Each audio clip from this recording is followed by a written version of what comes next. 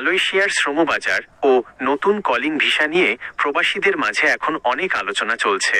অতি সম্প্রতি জুন 2026-এর শেষ সপ্তাহে বাংলাদেশের প্রধানমন্ত্রীর মালয়েশিয়া সফরের পর কলিং ভিসা পুনরায় চালু হওয়া এবং মেডিকেল শুরু হওয়া নিয়ে বড় ধরনের অগ্রগতি হয়েছে।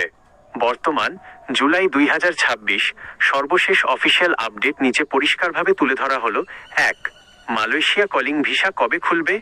সর্বশেষ আপডেট, মালয়েশিয়ার শ্রমবাজার বাংলাদেশিদের জন্য খুব দ্রুতই পুনরায় উন্মুক্ত হতে যাচ্ছে। গত 22 জুন 2026 তারিখে কুয়ালালামপুরে দুই দেশের প্রধানমন্ত্রীর দ্বিপাক্ষিক বৈঠকের পর একটি ঐতিহাসিক যৌথ বিবৃতি প্রকাশ করা হয়েছে। বাজার খোলার সিদ্ধান্ত, মালয়েশিয়া সরকার বাংলাদেশ থেকে আবারও নতুন কর্মী নেওয়ার ব্যাপারে চূড়ান্ত সম্মতি জানিয়েছে। কবে থেকে শুরু হতে পারে?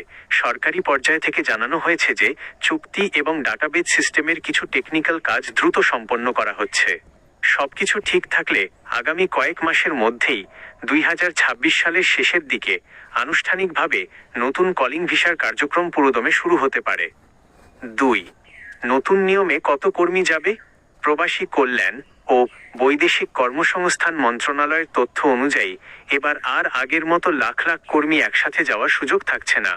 নতুন চুক্তি অনুযায়ী আগামী এক বছরে মালয়েশিয়া বাংলাদেশ থেকে সর্বোচ্চ 30,000 থেকে 40,000 দক্ষ ও প্রশিক্ষিত কর্মী নেবে। এবার মূলত ম্যানুফ্যাকচারিং, কনস্ট্রাকশন, প্ল্যান্টেশন এবং এগ্রিকালচার কৃষি খাতে কর্মী নেওয়া হবে। 3. নতুন মেডিকেল কবে চালু হবে? কলিং ভিসা চালুর প্রক্রিয়ার অংশ হিসেবেই কর্মীদের স্বাস্থ্য পরীক্ষা বা মেডিকেল শুরু হয়। বর্তমান অবস্থা, সাধারণ কর্মীদের জন্য নতুন করে মালয়েশিয়ার মেডিকেল এখনও অফিসিয়ালি ওপেন করা হয়নি। কবে চালু হবে? মালয়েশিয়া সরকারের পক্ষ থেকে কোন কোন মেডিকেল সেন্টার পরীক্ষা করার অনুমতি পাবে অনুমোদিত সেই তালিকা চূড়ান্ত করার কাজ চলছে। কলিং ভিসার কোটা ছাড়ার সাথে সাথেই সম্ভবত আগামী 2-3 মাসের মধ্যে মেডিকেল সেন্টারের পোর্টালগুলো খুলে দেওয়া হবে। প্রবাসীদের জন্য 3টি অতি জরুরি সতর্কতা। 1. ভুয়া খবরের ফাঁদে পা দেবেন না। ফেসবুক বা ইউটিউবে ছড়ানো 9 জুলাই কলিং শুরু বা 20 জুলাই মেডিকেল শুরু এইসব নির্দিষ্ট তারিখের খবর সম্পূর্ণ ভুয়া। সরকারি চূড়ান্ত নোটিশ ছাড়া কোনো নির্দিষ্ট ডেট বিশ্বাস করবেন না। 2. অগ্রিম টাকা লেনদেন বন্ধ রাখুন।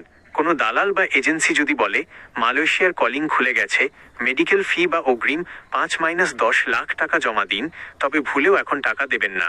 অফিসিয়াল ঘোষণার আগে টাকা দিলে চরম প্রতারণার শিকার হতে পারেন। 3. সিন্ডিকেট ভাঙার চেষ্টা। বাংলাদেশ ও মালয়েশিয়া সরকারের মূল লক্ষ্য হল এবার অভিবাসন খরচ, মাইগ্রেশন কস্ট কমানো এবং আগের সিন্ডিকেট ব্যবস্থা ভেঙে কম খরচে কর্মী পাঠানো। তাই সরকারি BMET ডাটাবেজে আপনার নাম ও পাসপোর্ট আপডেট রাখুন এবং সঠিক সময়ে বৈধ উপায়ে আবেদন করুন।